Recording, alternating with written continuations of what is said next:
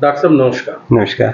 आपका 5 वर्ष का कार्यकाल लगभग पूरा होने को है और आमला सारनी विधानसभा में वर्तमान समय में सबसे बड़ी जो समस्या और बहुप्रतीक्षित अगर कोई विषय है, वो ताप विद्युत गृह की इकाई स्थापित करना और नई कोयले की खदान खुलवाना।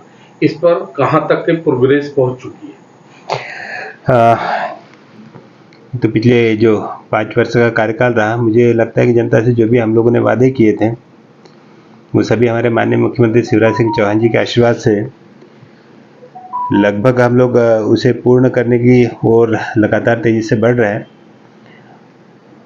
बीच में जो शुरुआत में जो कांग्रेस की सरकार थी, तब आप लोगों ने भी देखा है किस तरह से उन्होंने भेदभाव किया था। उस वक्त कुछ जरूर डिले हुआ था, लेकिन उसके बाद से जो प्रोग्रेस हम लोगों ने अपने क्षेत्र में करी है, उसके लिए मैं मुख्यमंत्री जी को बहुत बहुत धन्यवाद देता हूँ और जनता को भी विश्वास दिलाता हूँ कि जो हम लोगों ने वादे किए उसको हम लोग लगभग पूरा करेंगे। जो आप सारणी ताप विद्युत गृह का पूछ रहे हैं, वहाँ पर लगभग सारणी क्षेत्र में सभी को पता है, एनटीपीसी को 55 करोड़ का उसमें ड्राइंग और डिजाइनिंग के लिए हैंडओवर हो चुका है। वो टेंडर उनको दे चुके हैं, टेंडर की प्रक्रिया भी अभी चल रही है। जैसे ही वो पूरी की पूरी प्रक्रिया कंप्लीट होती है, टेंडर लग जाएंगे और कोशिश हम लोग जरूर करेंगे कि सितंबर तक के वो हो जाए। और खदान का जो आप बात कर रहे हो, खदान का भी आपको जानकारी में होगा कि जो वहाँ पे रोड का निर्माण है वो लगभग बोल रहा हूँ वो चालू हो चुका है। बीच में जो छोटी मोटी परेशानी आ रही थी कि कुछ वहाँ पे लोग विरोध कर रहे थे, उन लोगों के साथ भी मैंने वहाँ पर बैठक ली, उनके साथ एक सामंजस्य स्थापित किया, क्योंकि हम भी ये चाहते हैं कि अगर किसी की ज़मीन अगर जा रही है तो उसको भी उसका उचित मुआवजा मिले। तो हर एक व्यक्ति से बैठकर उनसे बात करके उनको उचित मुआवजा दिलवा कर वो रोड की ज़मीन का भी अधिग्रहण करवा के हम लोगों ने रोड का निर्माण भी कार्य चालू कर दिया। 15 जुलाई तक को उसका टेंडर ओपन होने हैं। ये दोनों काम, जो बड़े काम सार्वजनिक जनता जिसका इंतजार कर रही थी, वो पूरी हो रही है। 9 करोड़ की लागत से सुखाढाना में औद्योगिक क्षेत्र स्थापित किया जा रहा है जी। और उसका लगभग कार्य पूरा हो गया है बिजली को छोड़कर। बिजली तो वहाँ पर उद्योग धंधे स्थापित कराने के लिए क्या मूवमेंट होगा? चूँकि हम जानते हैं कि वहाँ पर हमारे पास एक पावर प्लांट भी है, कोयला खदान भी। हम चाह रहे हैं कि उससे उस पर कुछ डिपेंडेंट जो उद्योग अगर वहाँ पे लगाए जा सकते हैं तो वो लगा ले। उसके लिए हम लोगों को मोटिवेट भी करेंगे, वहाँ के स्थानीय लोगों को इससे रोजगार भी मिले और कुछ लोगों को रोजगार देने की भी स्थिति में रहे। तो सारणी में अधिकाधिक लोगों को रोजगार मिले, इसके लिए हम लोग व्यवस्था कर रहे हैं, खदानों के और पावर प्लांट के अलावा। आपका जो आमला विधानसभा है, यहाँ वन संप्रदाय भरपूर मात्रा में है, तो ग्रामीण क्षेत्रों में कुटीर उद्योग स्थापित करके ग्रामीण क्षेत्र के लोगों को मुख्य महानगरों से जोड़ा जा सकता है। इसको लेकर क्या पहल है? जो वन संपदा आप बता रहे हैं कि यहाँ पे प्रचुर मात्रा में, इस पे भी हम लोगों ने जो दिल्ली की जो एक कंसल्टेंसी टीम आई थी, जिसने जब भी कोई बड़ा प्रोजेक्ट आता है तो आसपास वो एक सर्वे भी करके देखते कि और लोगों को हम लोग कैसे रोजगार से जोड़े।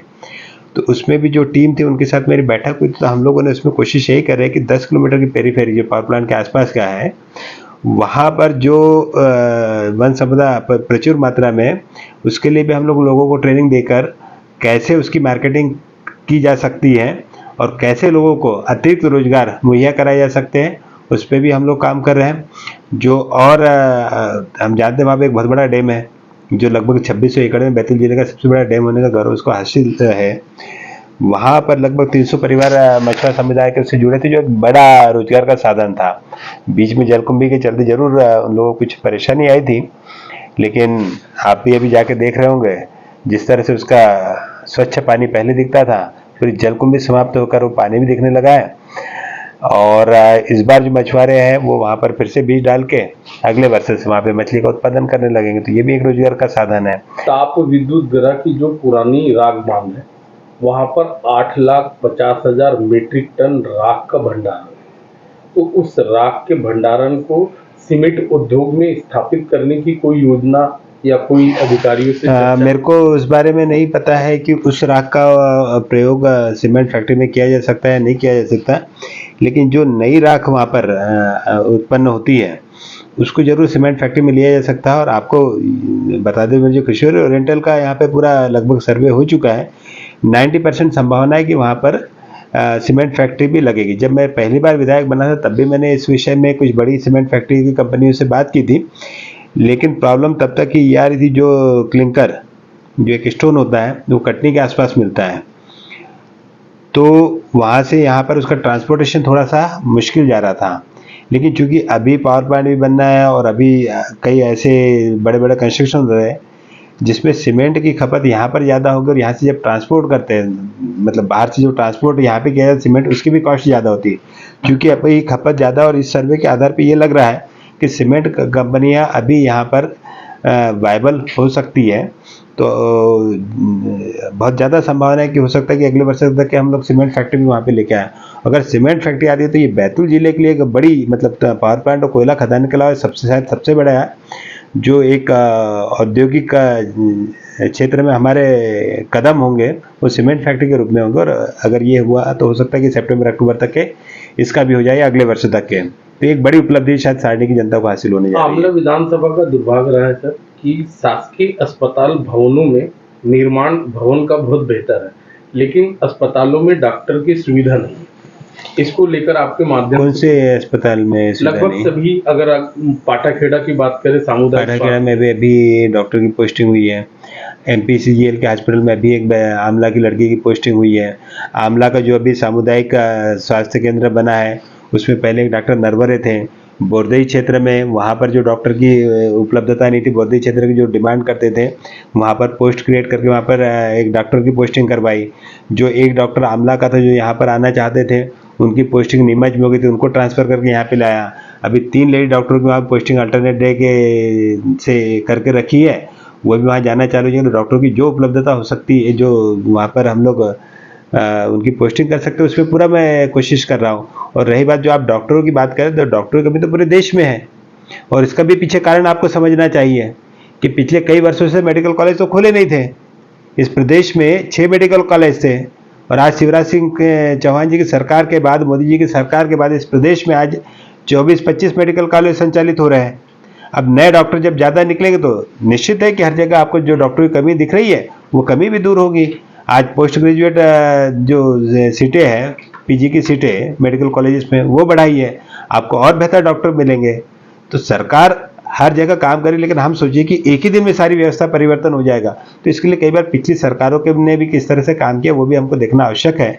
और आज की जो सरकार काम करे, निश्चित है अगले 5 सालों में डॉक्टरों की इतनी संख्या होगी कि हम हर गाँव में डॉक्टर देने की स्थिति में होंगे। 4 माह के बाद प्रदेश में विधानसभा चुनाव है और आमला विधानसभा इस बार सबसे ज़्यादा केंद्र बिंदु का विधानसभा रहेगा। तो आप इस विधानसभा में अपने किस विजन को लेकर मतदाताओं के पास जाएंगे? 5 साल, जो 3 साल जो आपके कार्यकाल रहा प्रदेश में, सरकार जब से बनी तब से लेकर अभी तक का आपका जो प्रदर्शन रहा वो संतोषजनक रहा, लेकिन आने वाले 5 साल के लिए आमला विधानसभा में आपका क्या विजन रहेगा? एक तो धन्यवाद कि आपने कहा कि जो पिछला आपका कार्यकाल रहा वो संतोषजनक रहा, और अभी कहीं कार्यक्रमों में भी जाते हैं, जनता के बीच में भी जाते हैं, तो भी जनता के चेहरे का भाव देख के लगता है कि जनता ने जो अपेक्षा रखी थी उसको हम लोग पूरा कर पाए।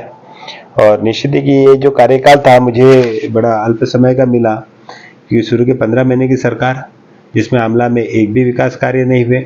जो आज कांग्रेसी चिल्लाते हैं कि विकास नहीं हो रहा, विकास नहीं हो रहा, मैं पूछता हूँ उनसे कितनी बार वो जब उनकी सरकार थी तो कमलनाथ जी के पास जाकर कोई एक आधे विकास कार्य लेके आया तो बात करे वो। दूसरी बात, उसके बाद 1 साल तक के लिए कोरोना काल एक वैश्विक आपदा थी। उसके बाद का जो कार्यकाल रहा है तो ये उपलब्धि है मेरी कि 26 रोडों का निर्माण आमला सारणी क्षेत्र में मैंने करवाया है। सड़कों का जाल बिछ गया है वहाँ पर, कुछ सड़कें और है, लगभग 10-15 सड़कों की और डिमांड करे लोगों की, जिनसे जो पूरा करते हैं उन्हीं से अपेक्षाएं भी होती है। मुझे अच्छा लगता है कि आज जनता कम से कम बात करेगी। छोटी छोटी रोडें और जो बैराज की बात है, 8 बैराज हम लोगों ने स्वीकृत कराया, आमला में मोक्षधाम करवाया, एडीजे कोड करवाया, जो थाना मुल्ताई से अटैच था उसको इधर करवाया, मार्केट का डेवलपमेंट करवाया, 4 सड़कें आमला में दी, बल्लाचाल में 75 लाख का काम करवाया जिससे मोहल्ले में एक भी सड़क नहीं थी। तो ऐसे कई कार्य हुए। उसको अनुभाग घोषित करवाया, वहाँ पे उपंजीयक केंद्र लाने का मेरा पूरा प्रयास है। कांग्रेस के लोग आपके खिलाफ में विधानसभा क्षेत्र में बवंडर फैलाते हैं कि आपने विधानसभा क्षेत्र का विकास कम और व्यक्तिगत विकास ज़्यादा किया। तो इस पे कहाँ तक सच्चाई है? तो रोज का वो मैं तो बोल रहा हूँ, मैं तो पेपर लेके घूमता हूँ। मैं जिस कार्यक्रम में जाता हूँ, अभी सीएम राइज स्कूल में जब हम लोग विकास का कार्य करें तो आंखें बंद करके विरोध प्रदर्शन करने के लिए वहां पर बैठे हुए हैं। तो थोड़ा आंख खोल के जहां आके देख लेते वो कि 25 करोड़ की लागत से वहां पे सीएम राइज का भूमि पूजन हुआ, लेकिन वो उस दिन विरोध प्रदर्शन में लगे थे। जिस दिन वो आमला सारणी की रोड का निर्माण हो रहा था उसके सामने रोड ब्लॉक करके बैठे हैं। अव्यवस्था तो ये फैला रहे।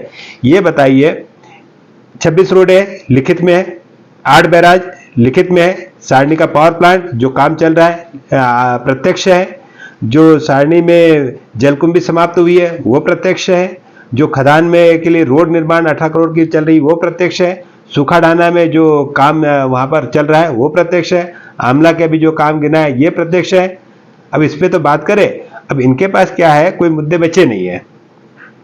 ये बात करते कि विकास नहीं हो तो हमने विकास दिखाया, तो ये व्यक्तिगत आरोपों पे आ जाता है। व्यक्तिगत आरोपों का क्या है, विकास मैं अपना व्यवसाय करता हूं, मैं अपना हॉस्पिटल भी चलाता हूं, मेरा कुछ और भी व्यवसाय है वो करता हूं। तो व्यवसाय करना कोई अपराध है? व्यवसाय तो मैं तो रोजगार देने का काम कर रहा हूं, समाज को और उन्नत करने का काम कर रहा हूं, तो इसमें बुराई क्या है? कई बार तो ये कुछ झूठे आरोप भी मेरे ऊपर लगाते हैं। हाँ, अब ऐसे व्यक्तिगत आरोपों की बात करें तो जो उनके कई लोगों पे तो अब किस किस तरह के आरोप लगे हो आप सबको जानकारी है। अब आरोपों का क्या है? चर्चा ऐसी भी चलती है कि संगठन और विधायक जी के बीच में सामंजस्य नहीं है, तो आखिर इसमें क्या सच्चाई है?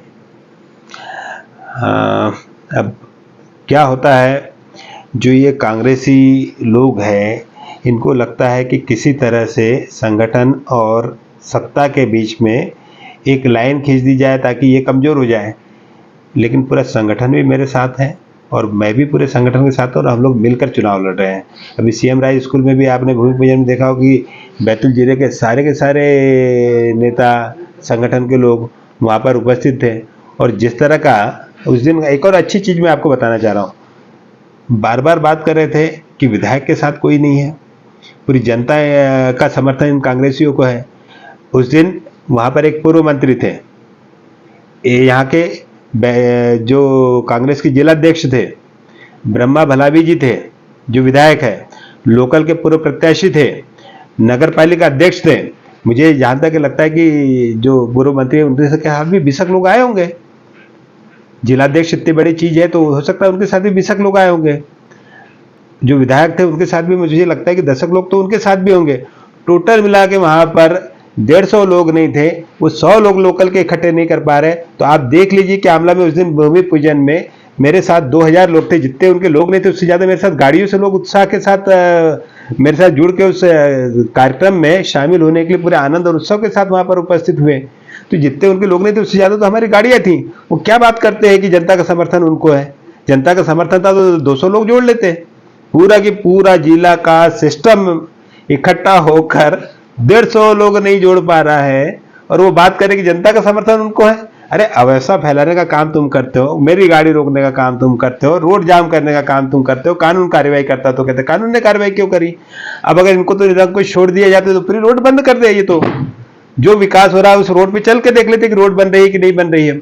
और कुछ जगह पे जहां पर हम लोगों ने रोड को रोक के रखा था, वो रोड का कारण भी समझ लीजिए क्यों रोक के रखा था। हम चाह रहे थे कि उसके शोल्डर और बन जाए, तो डीएफओ से उसकी परमिशन ले रहा हूं। मैं कुछ अच्छा करने की कोशिश करता हूं, ये उसको नेगेटिव लेते हैं। इसके पहले वो रात में मशीनें खड़ी थी वहां पे कि रोड का रातों रात निर्माण हो जाएगा मेन मार्केट की, और ये वहां पे दूसरे दिन विरोध प्रदर्शन के लिए तैयारी में बैठे थे। मैं बोल रहा हूँ कि आंखें खोल के देख लो, मशीन खड़ी, सुबह तक रोड बन जाएगी।